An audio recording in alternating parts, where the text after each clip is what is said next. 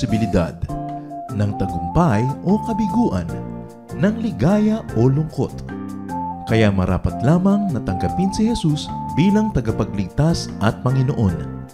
At matapos yun ay panariwain ang katapatan at paglapit sa Kanya bawat araw o day by day. Ang day by day ay naglalayong umalalay sa pang-araw-araw na pamumuhay. Narito po si Kuya Ed Lapis sa mensaheng pinamagatang How to Get Well.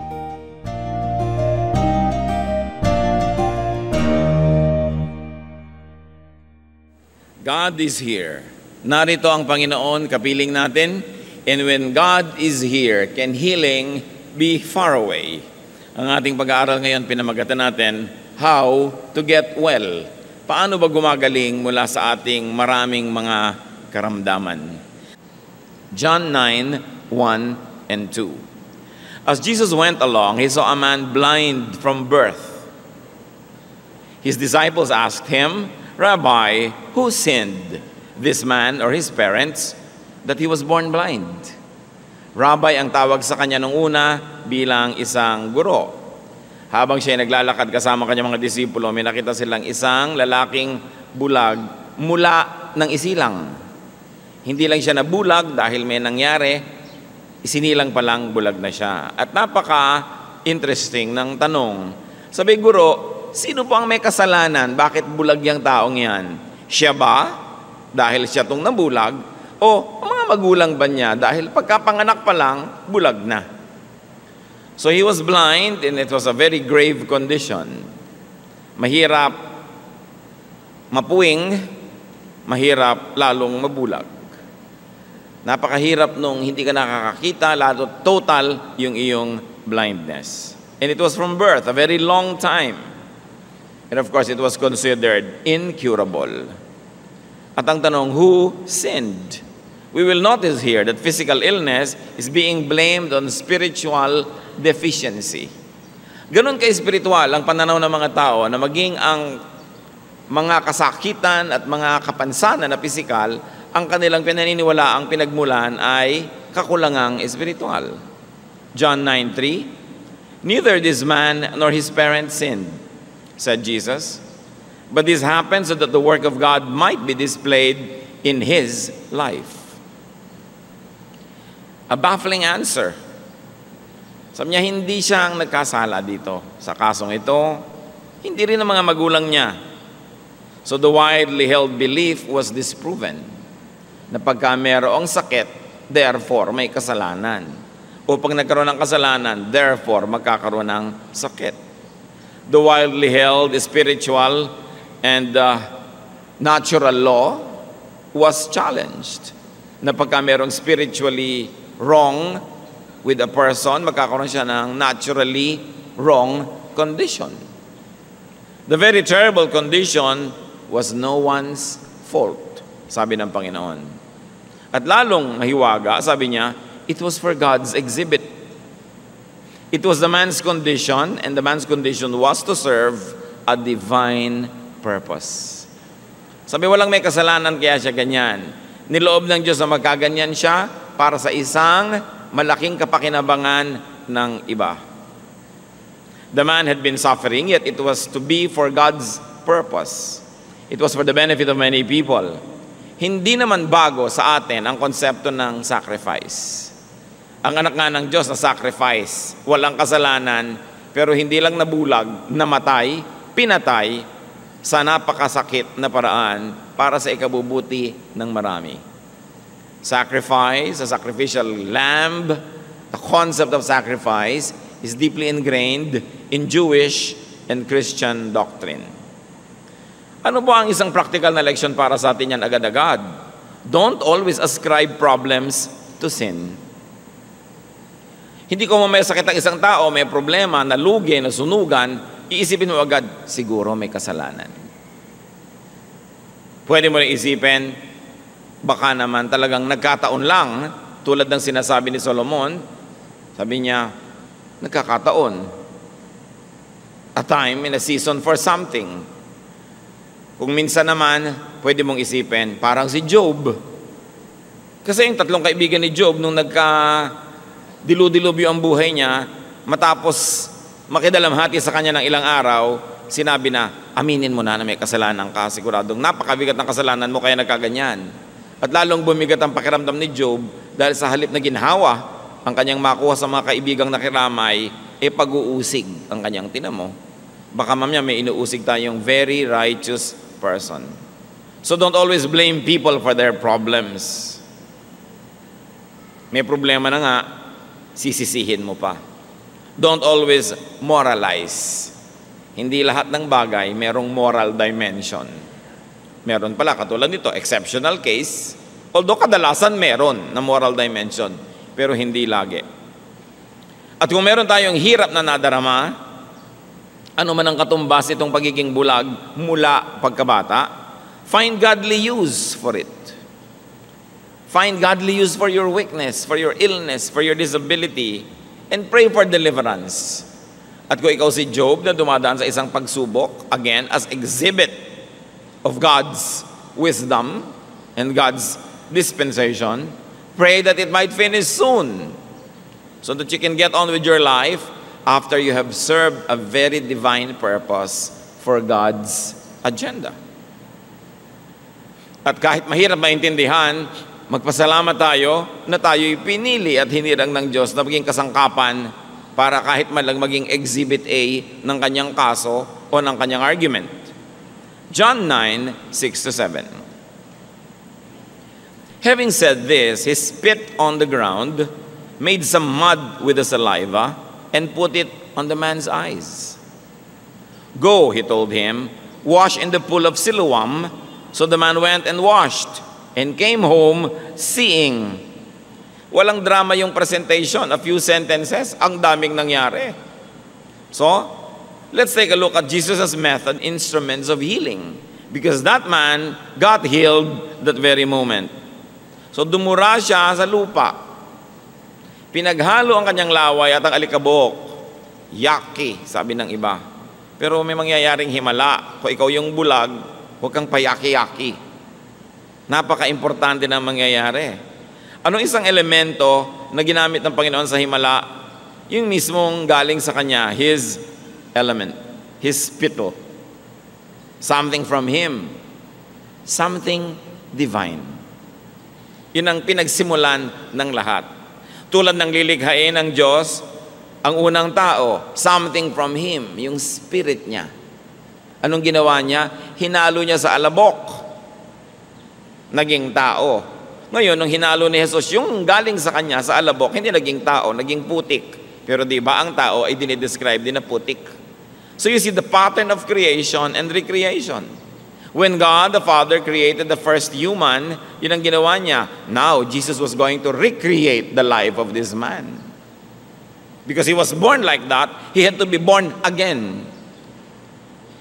in another dimension. Kailangan maging iba siya. Once more ang elemento, galing muna sa kanya, and then he spit on the ground an element from the earth. Pattern yan sa Biblia. Pinaghahalo yung galing sa taas at galing dito sa baba. Something common, something profane, being dignified by something divine. So he made mud from his saliva and dust. Ano ang pamamaraan ng Panginoon na ito sa pagpapagaling? Mixture of things. Pinaghalo from above and from below. Very interesting. From the sacred and what you might call the profane or the base. From napakalinis to napakarumi, from dakila at banal to ordinaryong alikabok. From the spirit to the physical to the flesh. There was a wedding. There was a union of heaven and earth. Doon sa isang kimpal ng alikabok na yon na naging putik, handon yung buong universe. The element of creator and creation. All in just a tiny bit of mud. Tulad sa creation, now there's going to be recreation. Why did the man need that? Because he, or at least his eyes, had to be remade, recreated reborn. And what did the Lord do? Anong ginawa niyo doon sa putik? Ikinulapol niya sa mata ng pasyente. Hindi sinabi kung nakapikit ang pasyente nung inilagay ang putik o kung nakadilat. Basta inilagay. So what was the Lord's way? Contact. There was a meeting, a joining together. Napakahalaga ng contact ng human at ng divine, ng flesh at ng spirit, ng earth at ng heaven. Kaya nung ipininta ni Michelangelo ang creation, ang artistic interpretation niya, ang Diyos Ama at ang tao nag-touch ang mga daliri. Something from heaven to something from earth, pinag-join, dun lang nagkaroon ng tao. Kaya yung tao may divine at mayroong profane. May spirit at may katawan, may banal at may putik na magkahalo. And the Bible says that God remembers that we are dust. Kasi kung minsan, ang lagi lamang na inaasahan that we are spirit, ang taas-taas ng ekspektasyon, and then God remembers that we are dust. Ay, oo nga pala. There is union. At ano pang ginawa ng Panginoon para magkaroon ng kagalingan? He spoke. There was God's word in the brew.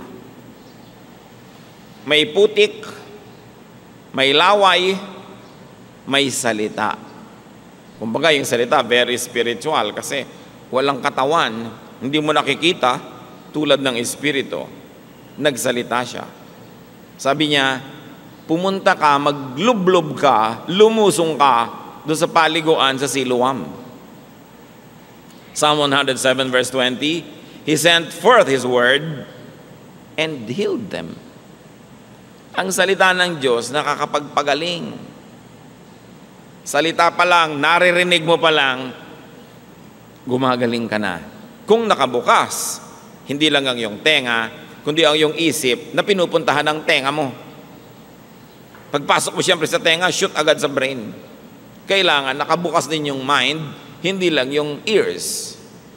So God instructs and commands, go wash in the pool of Siloam. Now, this pool is very interesting. Dito rin pinagaling yung lumpo na pinalusong ng Panginoon. Sabi, bakit hindi ka gumagaling? Hindi po ako makalusong pag nakakaukaw yung tubig. Kasi doon yung pool of Siloam, dati yon na templo ni Asclepius, Greek god of medicine. Alam niyo naman ang Greek culture, very prevalent sa Mediterranean at part niya ng Israel. At ang sibilisasyon na ito, na kinokopya ng Roman civilization, ay nakatanim yung kanyang mga maraming marka sa lahat ng lugar. So there was this temple to Asclepius, the Greek god of medicine. At may tubig doon. Dati nasa labas ito ng lungsod. Pero ang ginawa ni Herod Agrippa, nung pinalaki niya ang lungsod, pinalabas niya yung wall, in-extend niya yung mga pader, napalagay sa loob ng city, yung pool na yun. At maraming nagpupunta doon may sakit. Sapagkat paminsan-minsan, biglang kumukulo yung tubig na hindi mainit, parang kinakaukaw, bumubula, parang inahalo mo. Doon naglulusungan lahat yung mga tao para gumaling. At yung unang lumusong, siya yung gagaling. Kaya hindi ngayon makalusong-lusong si paralitiko dahil nauunahan siya lagi. Kaya sabi ni Lord, hindi ka pala makalusong, buhatin mo na lang yung higaan mo, tumuwi ka na at gumaling. Doon din nangyari sa pool na ito. At sabi ng Panginoon, pumunta ka doon sa pool of Siloam at doon mo hilamusan yung inilagay kong putik sa'yo. Pumunta yung lalaki, masunurin, gumaling.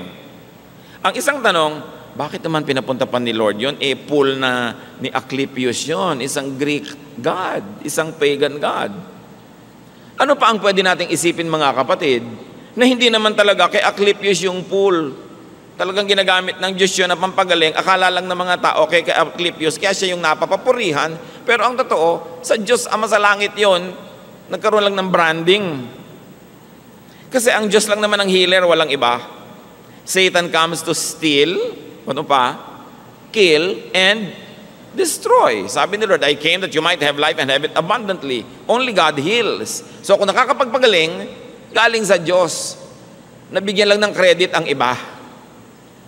Ang mga Kristiyano naman, takot na takot na, hoy, baka sa iba yan, baka galing sa demonyo. Nagpapagaling ba naman ang demonyo? Ba't ka naman natatakot dyan? Baka galing sa Diyos, kaya lang napagkamalan na kung kani-kanino galing, hindi ibig sabihin nun hindi mo na pwedeng gamitin. Kaya nga natin nire-redeem, because the earth is the Lord's and everything in it. At ang Panginoon na mismo, ang kinakitaan natin yan.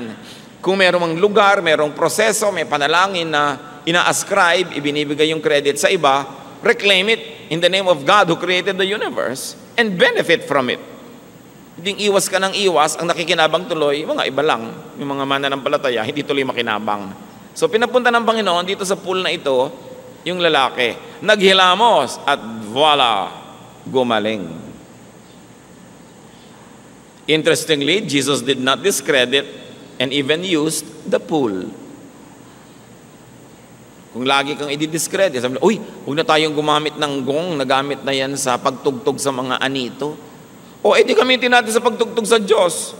Kung nagkaroon ng maling gamit, ituwid natin, pero alangan man di ka na gumamit, kanila na. Ano sila? Swerte. Sabi natin, huwag na natin gamitin yung mga nagamit na ng mga tribu, nagamit na ng mga pagan, kasi kanila na yan. Abe, pagka hindi mo ginamit ang anumang nahipo ng mga pagan, wala nang natira sa atin. Kaya yun ang konsepto ng cultural redemption. Inaangkin natin dahil alam natin sa Diyos yan, nakihiram lang yung iba, alangan namang kanila na. So, be careful in judging miraculous situations. In judging what people might even consider as miraculous places or things. Be careful with religious branding. Walang brand ang Diyos. Siya ang brand. Kaya hindi mo sinabing, ay, pagan place yan. Ay, ito Christian place. Tapos tinatawag pa ng iba yung Israel, Holy Land. Walang ganon. Lahat ng hipuin ng Diyos, holy, in or outside of Israel. Lahat ng angkinin natin para sa Panginoon, atin, because the earth is the Lord's. And there is only one God, Creator. Ano pa ang pamamaraan ng Panginoon at instrumento ng himala? Sa istorya, you see here that the patient obeys God. So man's obedience is important in healing. Sabi ng iba, nasa Diyos ang awa, nasa tao ang gawa. Totoo. Naawa si Jesus, pero pinagawa din yung tao. Una, hindi siya nagreklamo na nilagyan ng putik yung mukha niya at mata. Meron siyang ginawa. Nung sinabi sa kanyang lumublob ka doon sa pool, sumunod siya. Meron siyang ginawa. Hindi naman laging puro sa Diyos ang gawa, tapos sa tao ang ngawa. Walang mangyayaring himala pag ganun. Kailangan meron kang part. You always do your part. Kayang-kaya tayong pagalingin ng Diyos, mag-isa niya, pero gano'n na lang ang pagpapahalaga niya sa atin, kahit hindi kailangan, isinasali tayo sa proseso. Kasi ang Diyos mahilig magsali, hindi magpuwera. So the man goes home well, singing, what a difference a day makes. Biruin mo nga naman, sa araw na yun, wala siyang kamalay-malay. Maiiba ang buo niyang buhay. At pangalawa niyang kanta, If You Could See Me Now. Kasi nakakakita na rin siya. Ang sarap nga namang kantahin yun. Ngayon, anong ina-expect natin? Matutuwa ang barangay? No. Nagkagulo. Una, nagkagulo dahil yung kilalang-kilala nilang nandun at namamalimos sa paanan at sa hagdanan ng templo, biglang nakakakita. Maganda sana ang kwento, pero nung dinala nila sa mga pare, kasi lahat ng himala dapat dinadala sa pare para i-confirm na, oo nga, may himala. Hindi ba ngayon din ginagawa yan sa Roman Church? Kailangan kung may himala, sabihin ng obispo, hindi himala, fake. Para i-confirm. Nung dinala ngayon si Bulag doon na nakakita na, sabi ng mga pare, teka. Di ba Sabat ngayon? Bakit ka pinagaling ng Sabat? Naku, yung nagpagaling sa'yo, masama. Makasalanan yun, demonyo yun. Sabi, bakit naman magiging demonyo yun? Gumaling nga ako, nakakapagpagaling ba ang demonyo? Demonyo yun, hindi niya sinunod ng Sabat. Ang nakita ng mga pare, yung problema, hindi yung solusyon. They problematize the healing. Sabi, siguro fake to, hindi ito yung sinasabi ninyo na blind from birth. Meron ba namang nakakakita na blind from birth? Ipinatawag yung mga magulang para patotohanan na siya nga yung taong blind from birth. So, nagkagulo-gulo. Sinabi ng mga magulang, yan nga, Pero hindi namin alam kung sino nagpagaling sa kanya. Kasi ayaw ng mga magulang na masisi, dahil nga nagkaroon na ng utos. Sino mang maniwala na si Jesus ang Messiah, itatakwil ng templo, itatakwil ng synagogue, kick out ka of the church. Kaya mga magulang ayaw mag-commit, sabi niya, tanungin niyo, may edad na yan eh. Ngayon, tanong sila ng tanong, paulit-ulit, sabi nung nakakitang bulag, ba't pa paulit-ulit kayo ng tanong? Siguro gusto niyo rin maging disciple niya, no? Anong gusto niyong maging disciple? Nagalit lalo yung mga tao, at ang ginawa, sinipa siya palabas sa fellowship. He was kicked out of the synagogue. Itinakwil yung gumaling. Sa kayo nakakita ng ganyang uri ng pag-iisip? Only religious people can be so twisted in their brains. Diba? Ang pinaka-twisted ng mga tao sa balat ng lupa, hindi mga kriminal, hindi mga prostitute, mga relihiyoso, mga panatiko na sobra na ang pagkakapilipit ng kanilang pananalig, wala nang tama kundi sila lang. Wala nang mabuti kundi sila lang at lahat demonyo na. Hindi na nakakakita ng mabuti, ang laging iniisip, technicality, yung mga batas ng relihiyon at mga tradisyon. Kaya napakahirap kasama sa buhay ang mga relihiyosong tao. Napakakikitid ng mga utak, ang liit ng mundo at lahat demonyo sa tingin. Huwag niyo akong kontrahin dahil yan ang nasa istorya. Kaya ang Panginoon, inilalabas niya yung mga tao mula sa pagkakabihag ng relihiyon. Kasi nabihag na. Hindi na yung Diyos ang itinuturo, yung tradisyon na, yung mga reglamentos na, mga nakaugalian na, dumami na ng dumami yung bawal. John 9:35-41.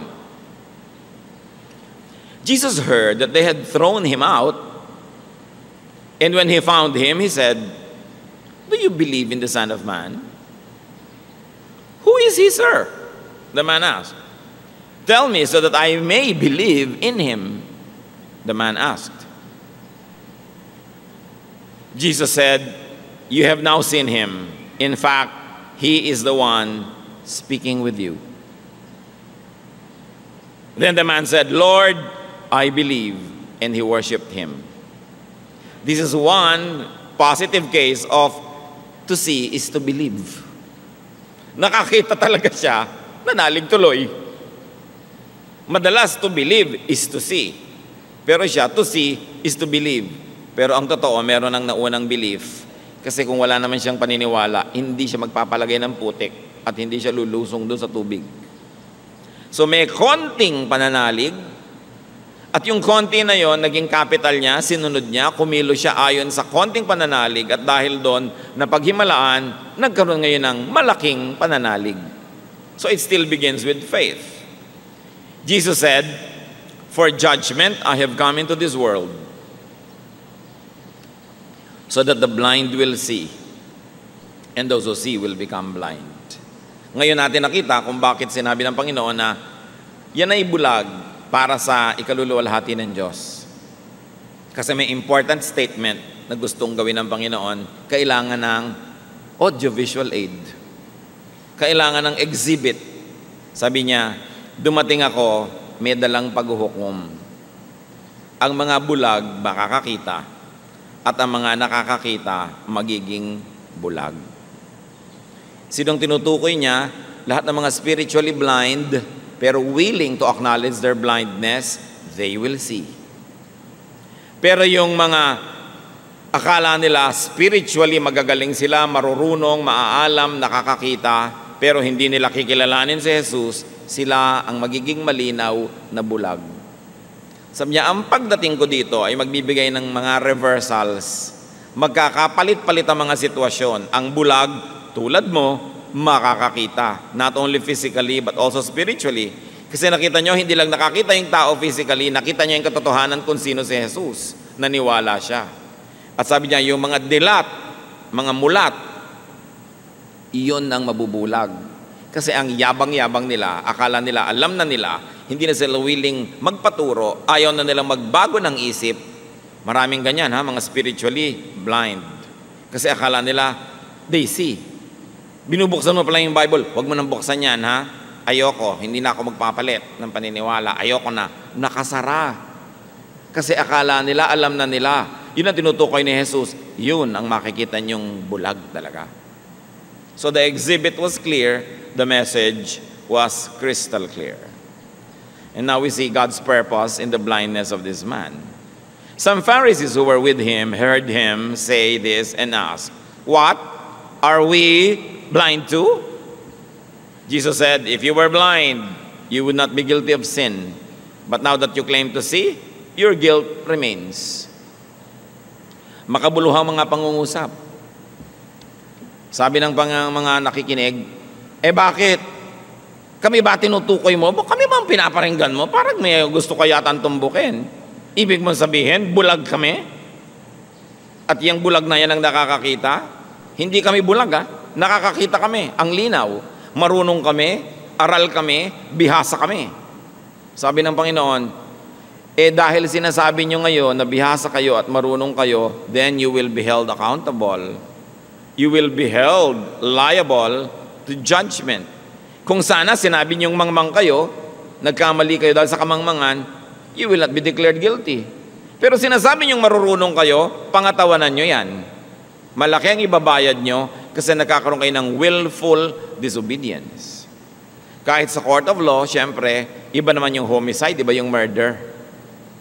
Iba yung inisip mo 3 weeks ago, napapatayin mo yung tao, at iba yung nagulat ka, bigla mo siyang tinusok ng thumbtacks na matay. Diba? So, iba yung murder, iba yung homicide. Iba ang pataw na parusa. Ngayon, iba yung spiritually, mangmang ka kasi, kaya kung ano na pinagagagawa mo, at inaamin mo na mangmang ka, kesa yung ang runong-runong mo, ayaw mo nang makinig, you will be held accountable for everything. This is a case where ignorance is really an excuse. No? And this is where a case where knowledge means condemnation. So what else is the method and element of the Lord? So, nagkita muli sila. Style ng Panginoon yun papagalingin ka tapos mawawala siya. At paglubos mo nang naunawa yung kahulugan ng pagpapagaling mo, magpapakita siya uli sa'yo. He gives you time to process what happened to you. So Jesus revealed Himself more to the healed patient. Nakita muli sila. And what is God's style here? The Lord's style? More and progressive revelation. Hindi naman nagpapakilala ang Diyos sa isang iglap. Ting! Tapos kilala mo na buong buo. Dahan-dahan. Pero ang susunod na level ng pagpapakilala niya, depende sa level ng kahandaan mo na maunawa yung mas mataas na katuruan. So dati, pinagaling lang siya. Jesus was only a healer. Ngayon, nagkita uli sila nung tinanong ng Panginoon, naniniwala ka ba sa anak ng Diyos, sa Mesaya? Sabi, sino po ba siya para mapaniwalaan? Ako, kaharap mo na nga ako. Naniniwala po ako. And he worshiped. No?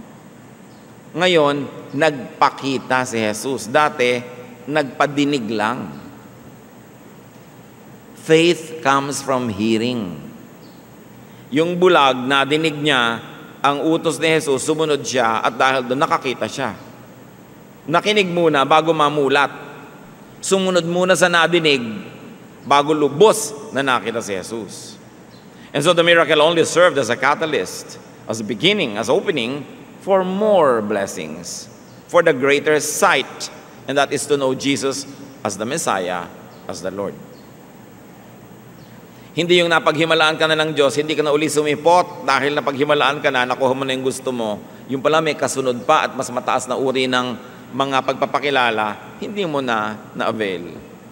But this man was able to get the additional blessings. Those that believe will see. 2 Corinthians 5:7, we live by faith, not by sight. Sa pananalig, hindi lang sa nakikita, hindi lang sa naaabot ng isip at ng reason. So the recipient of blessing gets to know and then worships Jesus. And this is a great element of the Lord's touch, worship. Worship by the beneficiary seals the transaction and the healing. Yung babaeng dinudugo na gumaling dahil palihim niyang hinawakan ng laylayan ng damit ng Panginoon, hindi pumayag ang Panginoong Jesus na gano'n na lang. Sabi niya, sinong humipo sa damit ko? Naramdaman ko, may kapangyarihang lumabas sa akin. Lumipat doon sa babae. May contact na naman, nakita ninyo? Laging may contact. Sabi ng mga disciples niya, ang dami-daming tao, paano naman natin malalaman ang dami naman humihipo sa inyo.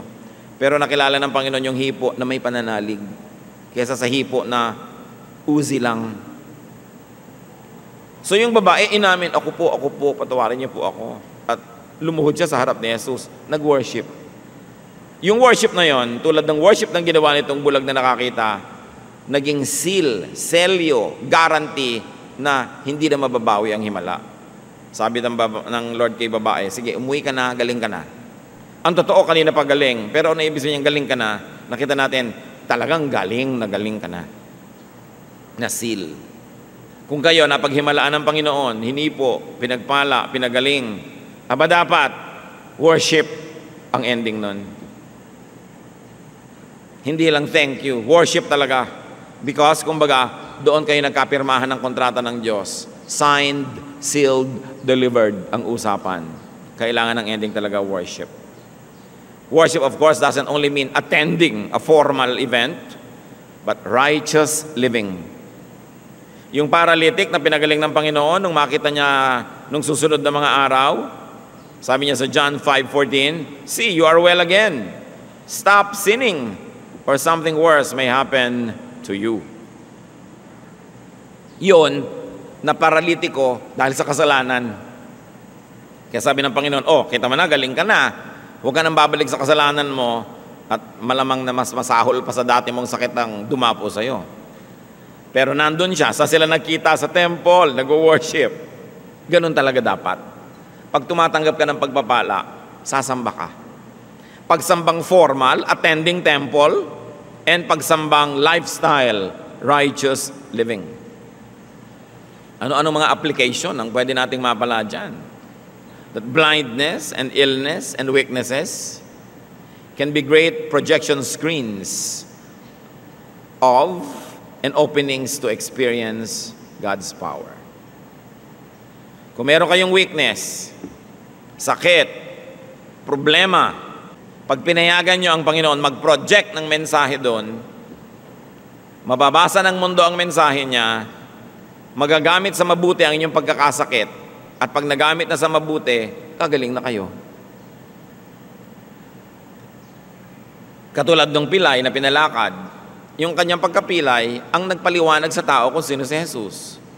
Katulad ng alak na naubos, problema, dahil naubos yun, nakilala ko sino si Jesus, naghimala siya. Itong taong bulag, dahil siya'y bulag, nabigyan tuloy ng paningin, nakilala si Jesus. Kung dati ka nang nakakakita, di walang makikita na ginawa sa'yo ang Panginoon. Kaya kadalasan, mas maganda yung mga patotoo ng mga taong galing talaga sa pinakamadilim at pinakamaruruming pusali. Kasi nakita kung paano sila nalinis. It is about turning a disadvantage into an advantage. Kaya sabi ni Paul, alam nyo, ang dami kong kapintasan, ang dami kong problema, ang dami kong paghihirap, pero lahat ng yan, ginagamit kong screen para makita ang luwalhati ng Diyos. Na kahit wala akong pera, kumakain ako, kahit ako pinapatay nila, buhay pa ako. Ayan, sinong nakikita? Ang kilos ng Diyos. Turn your lives, especially your problems and weaknesses, into screens by which God could project His power, His holiness, His love, and many people will see it as you experience it.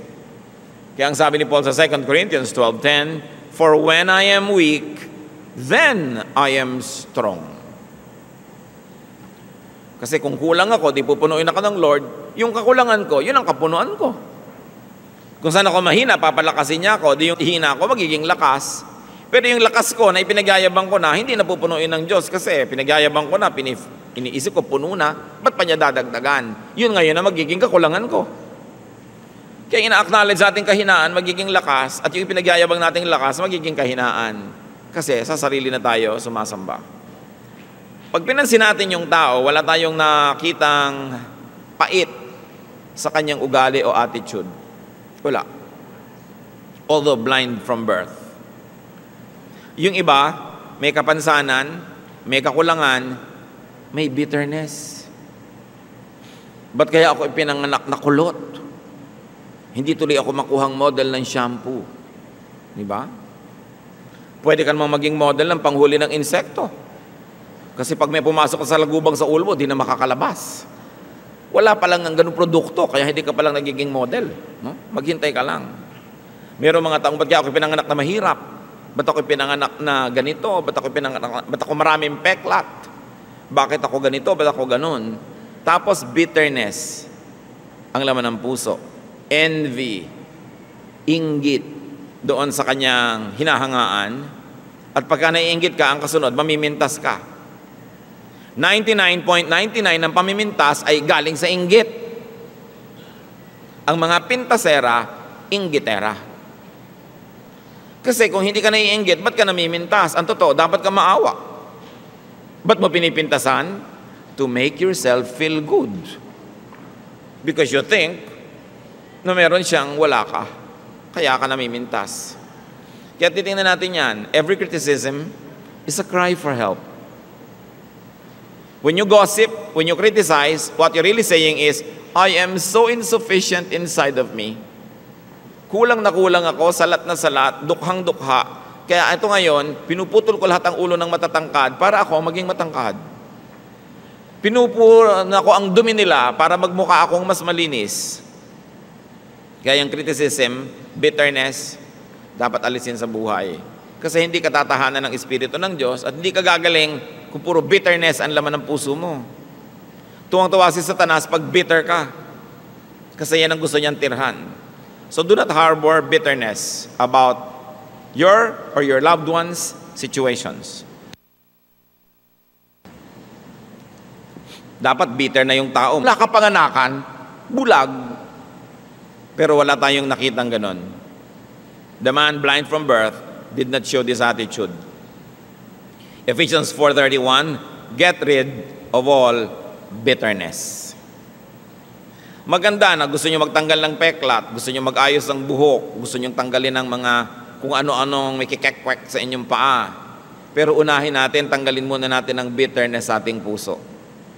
Mabigat dalhin at lahat ng blessing na dumadating sa inyo tumatalbog kasi para kayong merong shield rejecting God's blessings, and that could be bitterness. Dapat yan bunutin because bitterness contradicts God's blessings. Now, as we have seen, healing can come about when divine elements like Jesus as saliva, divine power like God's word and God's spirit mix with earthly instruments like the dust, or call it medicine or call it technique. Pag yung galing sa Diyos, nakiisa dun sa elemento ng earthly life and then touch the sick person's weak or sick body parts or spiritual illnesses, the patient receives God's touch. The patient hears and obeys God's prescriptions and commands. Nagkakaroon ng healing pag yung power ng Diyos ay nakakapartner ng ating kahinaan. Pagka yung kanyang pag-ibig nakakapartner ng ating pangangailangan. Pagka yung kanyang kapangyarihan ay pumapasok sa earthly dimensions. The saliva of Jesus mixing with dust. The Spirit of God mixing with dust. The Word of God getting into our brains, which is matter, and spirit. Kasi ang layo ng nararating yan, beyond the skull, nagkakaroon ng himala. Think about that. Paano isisilang sa inyong physical world yung spiritual power of God? Tulad ng paano isinilang si Jesus sa physical world, samantalang siya ay galing sa kabila at siya ay espiritu ng anak ng Diyos. Kailangang isilang sa inyong buhay yung hindi nakikita, hindi nahihipo na kapangyarihan ng Diyos. We've got to allow the invisible power of God to be incarnate in our lives. Paano nyo gagawin yon? Isipin nyo at ipanalangin. Personal yan na pagsisikap. Ngayon may tanong. Bakit daw ang daming naboborn again, nagba-Bible study, lumalapit sa Diyos, kasi lang may problema?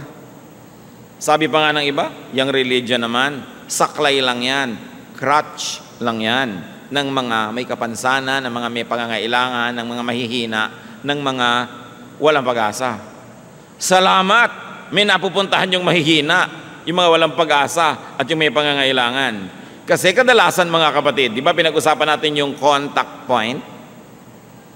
Yung lugar at panahon na ang Diyos at ang tao ay nagkakadikit, kadalasan, nabibigyan lang natin ng puwang na dumikit sa atin dun sa lugar at oras ng ating pangangailangan. Bigla kang nawala ng break habang nagdadrive ka sa Cannon Road, bigla kang nagdasal, nagka-contact point. Pero kung wala kang problema, siguro, kanta ka lang ng kanta, tugtog ka ng tugtog, pero wala kang dasal. Biglang nagkasakit ang nanay mo ng malubhang sakit. Eto ka ngayon, pray ng pray. Text pa ng text sa iba, ipag-pray yung nanay ko. Nagkaroon ng opening. Kasi maraming tao, mga kapatid, kung hindi pa malugi sa negosyo, masunugan, manganib ang buhay, magkasakit, maghirap, iwan ng nobyo, hindi maaalala ang Diyos. Hindi magbubukas sa Diyos, wala tuloy contact point. Ngayon, kung ang lusog-lusog nyo, ang yaman-yaman nyo, ang sarap-sarap ng buhay, tapos nakabukas ka sa Diyos, lagi ka rin nagdadasal, nananalangin, naglilingkod, nabubuhay ng maayos, yung contact point mo tuloy-tuloy, kaya hindi mo na kailangan maghirap o magdusa para mapalapit sa Diyos. Pero higit maraming tao, naaalala ang Diyos dahil humina o nangailangan. Contact point. Ang contact point ng mama na to, yung blindness. Yung iba, yung paralysis. Yung iba, yung gutom na gutom, pinakain ni Lord, nagkaroon ng contact point. Kayo mga kapatid, anong contact point nyo sa Diyos? Kailan kayo nagiging very godly? Pag marami kayong pera o pag wala? Kasi pag nagiging godly kayo, pag wala kayong pera, dadalasan ng Diyos na wala kayong pera. Diba? Sabi, ang lapit-lapit ng anak ko na ito sa akin pagka walang makakain, bigyan ko nga ito ng gangga pinipig lang ng mga pagkain araw-araw para laging lumapit kasi miss ko na siya. Gusto ko siya laging kasama. Pero kung ang lapit-lapit nyo sa Diyos sa oras ng inyong kalakasan, ang lakas-lakas nyo, naglilingkod kayo, sabi ni Lord, lalo ko itong papalakasin kasi yun ang contact point. Ngayon, kung busy kayo, walang contact point kasi nawawala ang Diyos sa schedule nyo, anong ginagawa ni Satanas? Lagi kang ginagawang busy para talagang hindi ka na makakontak. Pero kung busy ka na, iaagaw mo ang Panginoon, sabi ni Lord, I will always bless yung business niya, magiging fruitful. Kasi hindi naman ako napupwera sa agenda niya kahit busy siya. Kung ang dami-dami mong pera, laging kasama ang Diyos sa plano, sa budget, kasama, lalong dadamihan ni Lord. Sabi niya, hindi siya nabubulag ng pera, hindi na ilalayo sa akin, inilalapit pa nga, damihan ko nga. Alam niyo, kung gusto tayong pagpalain ng Diyos, wala namang makakapigil. Kung ayaw kayong pagpalain, wala ring makakapilit, kasi Diyos siya. Kaya yung iba na ipinipintas sila, simba naman kayo ng simba, kasi lang weak ang karakter nyo. Yun yung blind, na ina-accept ang blindness niya, yun ang makakakita. Pero yung ayaw sabihin, hindi ako weak, hindi ko kailangan yan, yun ang mananatiling blind. As we have seen very clearly in the story. No? Because of their weakness, when people surrender their weakness to God, that becomes the contact point. Huwag na nating antayin lagi tayong maging weak para kumontak. Pero kung weak na, we know that we have hope. Kaya inaawit-awit natin, God is here. Let the weak say, I am strong. Let the sick say, I am well, because God is here. Pero meron bang contact point? Meron bang opening? Kadalasan, ang nagiging opening, halimbawa, umattend ka ng isang Bible study, may nadinig ka isang kanta o may nadinig kang mensahe, pumasok talaga sa isip mo, hindi lang sa tenga, nagka-contact point. Kaya mahalaga, nagba-Bible study, nakikinig, because faith comes from hearing. Now, healing should reveal Jesus and should reveal God the Father. Healing should let the recipient know God more. Healing should lead to worship. What could be your loved one's illness? May mahal ba tayo sa buhay na mayroong physical, mental, emotional, or spiritual illness? O tayo ba meron? Huwag niyong hayaan yon na ipanghina ng loob niyo. Turn it into a blessing. Turn it into an empty screen ready to project God's light. Meron ba tayong mga kabiguan? Huwag niyong sobrang ikalungkot. Use it as a contact point with God. Surrender your sorrows, your failures, your weaknesses to God. At tulad nung daliri ng Diyos Ama, artistically represented in this painting by Michelangelo, to match, humipo, dumikit sa dulo ng daliri ni Adan at nagkaroon ng power exchange. Lumipat kay Adan, lumipat sa tao ang Espiritu ng Diyos. Let the Spirit of God mix with and empower any appropriate, available, and useful instrument to touch you. Tulad noon, putik. Kung maselan yung bulag, ayoko niyan, putik. Wala bang baking soda? Di ba? Baking soda na lang para medyo acceptable. Bakit naman putik? Sa'yo nang pinili ng Diyos para ka i-bless eh. Ngayon, kung pinipili ng Diyos na i-bless, isang dating maruming tao na ngayon ay nagpapatotoo sa'yo at gusto kang dalhin sa Panginoon, nung sabihin, hoy, tingnan mo nga ang record mo bago ka magsalita sa akin. Hindi ka mabe-bless. Minsan gusto kang i-bless ng Panginoon sa isang pastor na walang pustiso. Hirap na hirap mag-pronounce lahat ng PF kasi walang ngipin. Ayoko makinig dyan. Tumatalsik ang laway, etc., etc. Kung doon kayo be-bless, ang selan-selan mo. Merong mga taong ayoko sa pastor na yan, hindi ko gusto ang hairstyle niya, hindi ko gusto ang bla bla bla. Sino ba naman ang taong may gusto doon sa putik? Kung yung ba ang gagamitin ng Panginoon, i-welcome nyo at siguradong magiging blessing. Marami tayong tinatanggihan dahil sa ating mga kaartehan. Maybe a teaching or a teacher. Kung minsan ayaw mo ng teaching, wala ka namang makikitang teacher sa mundo na 100% ang ituturo, gusto mong marinig eh. Ang tatanong mo lang sa sarili mo, pag nadidinig ko ba ito, nagbabago ba yung buhay ko? Do I become a better person? Do I become godlier? At kung yun ang nagiging effect, general effect, hindi ko napapansin yung mga maliliit na effect that bothers me. Wala namang 100% nagkakasundo. Minsan ayaw mo nung teacher, ayaw mo nung teaching, ayaw mo nung situation. Meron pang ayoko mag-host ng Bible study sa bahay kasi matagal na silang nakaalis, naglilinis pa ako. Pero alam nyo kung sino talaga nabe-bless yung host kasi hindi siya pwedeng umabsent. Kung minsan, kailangan inoobliga mo sarili mo eh. Kasi kung binibigyan mo yung sarili mo ng andaming leeway, andaming kaluwagan, ginagamit mo yung luwag para lumayo, nawawala yung contact point. Yung mga dapat yung laging late sa church, ibigay yung susi, ikaw magbukas. Para talagang bumangon ng maaga. Maraming beses mga kapatid, dapat natin pilitin ang sarili natin para magka-contact point. Kasi kung likas lang ang susundin natin sa sarili natin, puro palayo sa Diyos, puro layaw at katamaran ang gugustuhin natin. God is looking for contact points. Humahanap siya ng dadapuan. Kung airplane ng Diyos, eto, naghihintay na mag-landing sa'yo, meron ka bang airport? Meron ka bang airstrip para landingan ng Diyos? O pagod na kaiikot, walang malandingan, tapos ang daming helipad para kay Satan. Kasi si Satan din prowls around looking for someone to devour. Hanap din niya ng landing point. Saan kaya ang contact point ko? Ang taong ito, pag gutom, mainit ang ulo, gugutumin ko nga, may contact point si Satanas. Ang taong ito, pagka mataas ang sugar, ganito ang mangyayari sa kanya. So huwag mong pataasin para huwag magkaroon ng contact point si Satan. Diba? Ang lalaking ito, pagka nakakakita ng nakaminiskirt, talagang nauulol.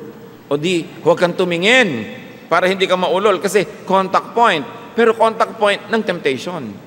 Tatandaan natin, ang Diyos at si Satanas, parehong naghahanap ng malalandingan. Tingnan mong sarili mo kung kanino ka hospitable. Sa mga lifestyle, sa ginagawa natin, sinong gusto natin mag-landing? Madaliin malaman. Ingatan. Linisin natin mga sarili para tayo daluyan ng pagpapala ng Diyos. Tulad nung taong nakakita, dahil sa patotoo niya, marami siyang madadala sa Panginoon. 2 Timothy 2:21, if a man cleanses himself, he will be an instrument for noble purposes. Made holy, useful to the master, and prepared to do any good work. Now, kahit tayo marumi, nagagamit tayo ng Diyos kung gusto niya tayong gamitin. Kaya yung mga ibang worker, nalilibang, sabi nila, Meron naman akong kasalanan, pero effective pa rin akong singer eh. Kahit may kasalanan ako, effective pa rin akong dancer. Effective pa rin akong teacher o preacher. Akala nila ngayon, pwede nang pagsamahin yung dalawa. Up to a point, pinapayagan ng Diyos, kung gusto niyang payagan, at kung gusto kanyang gamitin. Pero itong tanong, mga kapatid, kung sa ating mga karumihan, nagagamit tayo ng Panginoon, ano pa kayang paggamit ang gagawin niya sa ating kalinisan? Kung pinagtsatsagaan ka ng Diyos na gamitin sa ating mga kapintasan, ano pa kaya kung isa-isa nating inaalis yan at nagiging katangian, edi lalo ang magiging paggamit sa atin ng Diyos. So huwag kayong makontentong ginagamit na lang kayo kung pwede namang mas magamit pa at mas makapagbigay pa tayo ng luwalhati. Napakahalaga. Hear God's word and complete the process of healing by having contact with God's instruments, by hearing God's word, and obeying God's prescription. Hindi sapat na nilagyan ng putik yung mata niya. Nagsalita si Lord, nakinig siya, may inutos si Lord, lumubog ka sa pool, ginawa niya. Naririnig niyo ang salita ng Diyos. May contact point tayo sa salita ng Diyos. Anong inuutos sa inyo individually at sa akin? Pag ginawa pa lang natin yon, doon ako kumpleto yung cycle. Makinig sa salita ng Diyos.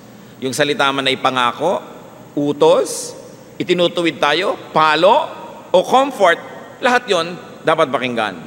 Psalm 119 verse 28, My soul is weary with sorrow, strengthen me according to your word. Ang linaw.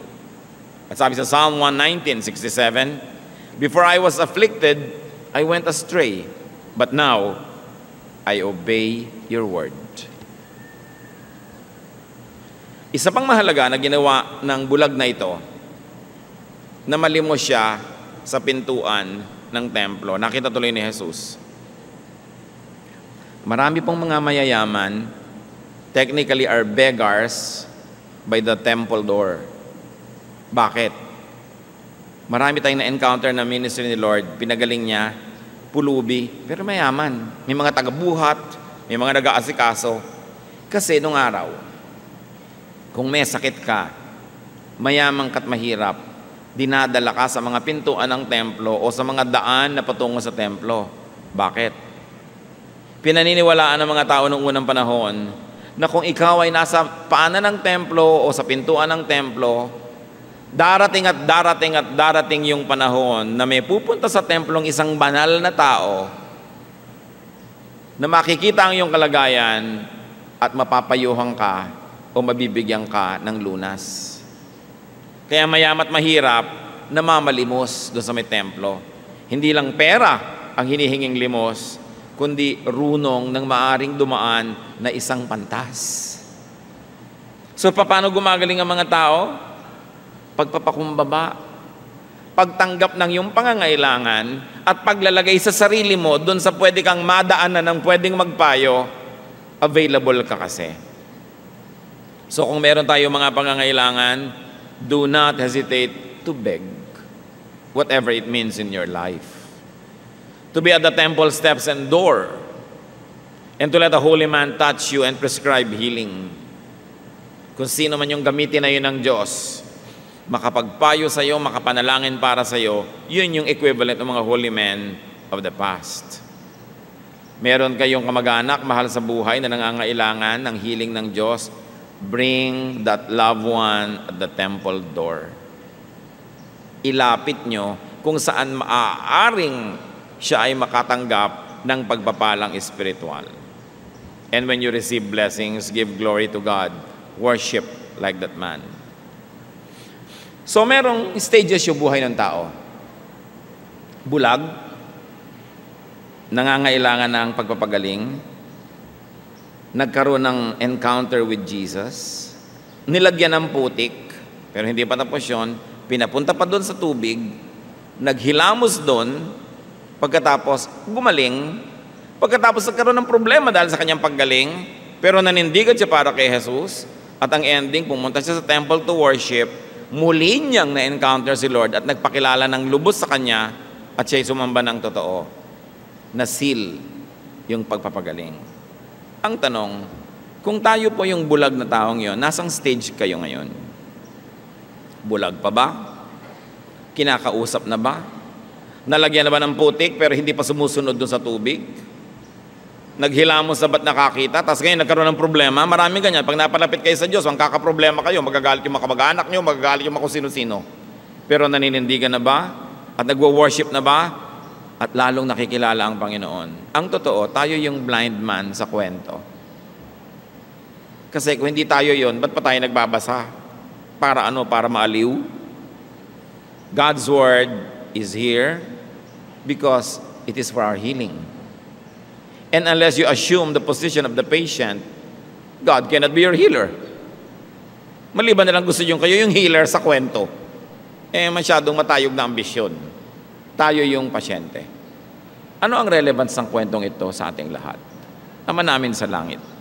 Salamat sapagkat sa mga ganito mga kasaysayan, na bagamat totoo, literal na nangyari, may pakinabang kami dahil meron din itong symbolic value.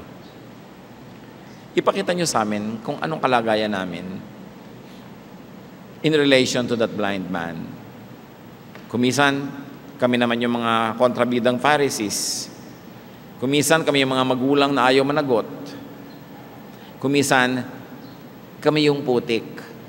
Na bagamat putik kami at marumi, hinahaluan nyo, Lord, ng inyong blessing, ng inyong anointing, ng inyong matatawag na saliva.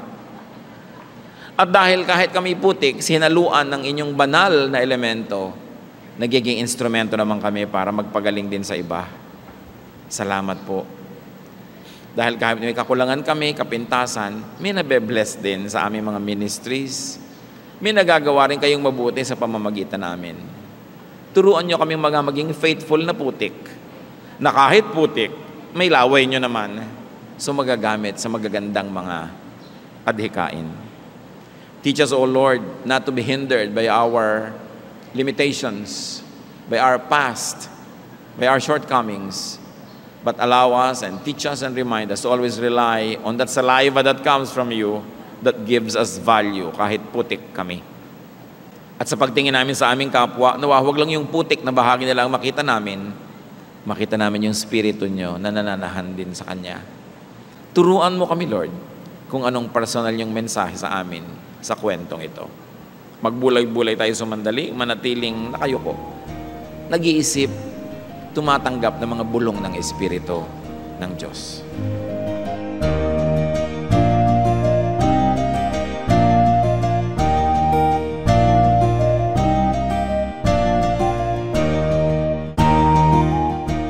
Ang katatapos pong mensahe ni Kuya Ed Lapiz ay pinamagatang How to Get Well.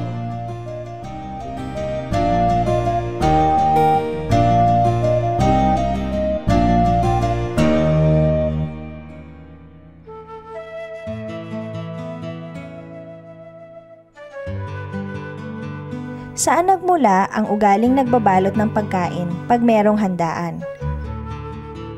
Sobra tayong mapagmahal, lalong-lalo sa kamag-anak, lalo sa kapatid, sa nanay. Kaya pag may handaan tayong pinuntahan na sarapan tayo, gustong-gusto nating matikman din ng mga kamag-anak natin yung nakain natin. Kaya kung minsan magpaparinig, maghihintay-hintay o diretsahang hihingi para makapagbalot. Hindi kasi natin kayang magsaya na hindi natin isinasali ang mga mahal natin sa buhay. Marami ang pinag-uugatan ng ugaling ito at malalim at matagal na. Halimbawa, ang mga ipugaw, kung may mga kanyaw sila, kaugalian na lahat ng umattend may daladalang ulam pag-uwi. At lahat ng ating mga sinaunang mga tribu, mga lipunang Pilipino, merong ganyang kaugalian. Kaya lang, kung minsan naman dapat isipin natin, baka konti lang yung handa, marami pang ibang kakain, tapos gusto mo na makapag-uwi, kaya bibigyan din natin na hangganan yung ating paigiging maibigin sa ating mga kamag-anak sa pamamagitan ng pag-iisip din kung kaya ba noong may bahay na pauwian lahat ng bisita.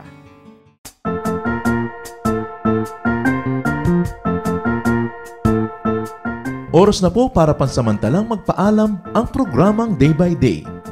Tayo po'y magsama-sama tuwing ika-6 hanggang ika-7 ng umaga, araw-araw.